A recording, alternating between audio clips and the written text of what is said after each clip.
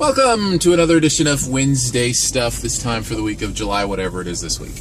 I don't know, it's like the 9th today for Wednesday Stuff, and we're going to cover all the inside news, outside news, stuff from news, and all the reviews as heard and seen on yourmoviefriend.com and here at the YouTube channel. We'll start with the inside news as far as what's going on, and really, the Ketchup List is the main thing. The voting is over. Those shows that you believe that I should catch up on that I have never seen is complete, and the top two vote getters were Game of Thrones and Mad Men were the two that received the most votes, and which is decent, fine, that's good. That's kind of what I expected. I've already started into Game of Thrones, and wow on so many levels for that show, so I'm interested to see what happens with that. And then Mad Men's going to be, man, that's going to be a slog getting through that. That's a lot of episodes, but maybe I'll love it. And I'm not as confident about that one. But man, the intricacies of the Game of Thrones stuff, it's got me so far. So that's the inside news, and just to let you know that those two won. And I was surprised Archer actually came in a close third, a very close third. But that'll have to wait till next year because I only have so much time over the summer to catch up on this TV. Outside news, I wanted to talk a little bit about the release of a new image in Entertainment Weekly from The Amazing Spider-Man 2.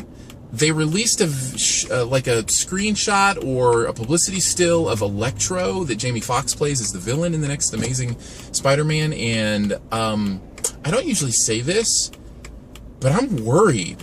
Like, it gave me like Batman and Robin vibes. Like, it feels very Iceman, like Schwarzenegger did in Batman and Robin, and it just, like, it feels a little too over the top, and I fear for that series.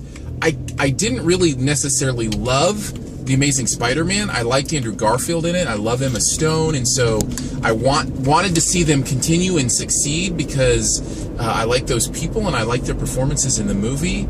But I just think they're kind of going in the wrong direction with some of this stuff. So I don't know.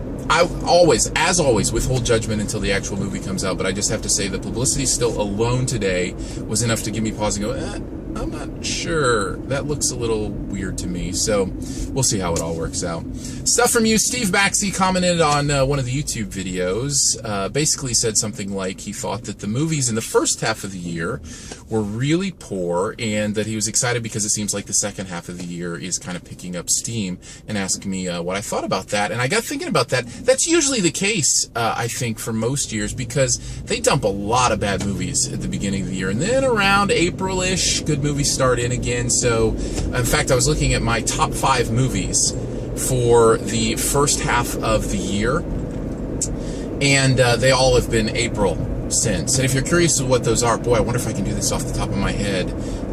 In no particular order, except the order that I can remember them in. My top 5 for the first half of the year, probably Monsters University, Man of Steel, which is a surprise for a lot of people because I know a lot of people didn't like that movie, but I enjoyed it enough to put it in the top 5, probably around the number 5 spot. The Star Trek Into Darkness certainly would be in that top 5. Oblivion might be in that top 5. Let's see, something else I can throw in there. No, we're going to leave it blank. Maybe I'll put it in the show description, you know, what that is. Yeah, I'll put my top 5 in the show description so you can check that out there, and what my top 5 movies of the first half of the year are. I think number 1 would be Monsters University. the more even I get away from it, I really love that movie.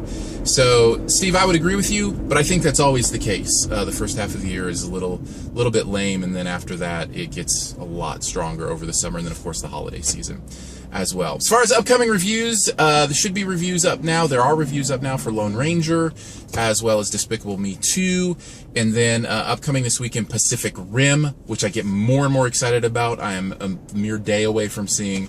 I'll let you know what I think about Pacific Rim, as well as whatever else is out this week. I think Grown Ups 2 is the other one out this weekend, so I'll let you know what I think about that. Click the subscribe button. Subscribe to the channel, stay up to date with what's going on. Other reviews coming. I should let you know, I'm going to start doing TV reviews again, and I think I'm going to do those in these kind of conversational styles as I'm driving places, because that's really the only time I have to do any kind of the extra content. But I want to make sure I get you thoughts on couple of shows that I just haven't got any thoughts out there on. Arrested Development, which I want to talk about desperately, as well as Hannibal. I wanted to talk about a little bit, so I'm going to do reviews on that. And review on Google Glass is coming soon, because I want to let you know about my experience with this thing, because there's good and there's bad and there's both, and I'm not sure exactly where I'm completely landing on it yet, but I should have that to you shortly. Other than that, click on the subscribe button, and if you love what's going on at the channel, check out the Facebook, all that kind of stuff. I'll put links again in the description in the YouTube video, and appreciate you. Thank you for tuning into Your Movie Friend, and thank you for tuning into Wednesday Stuff.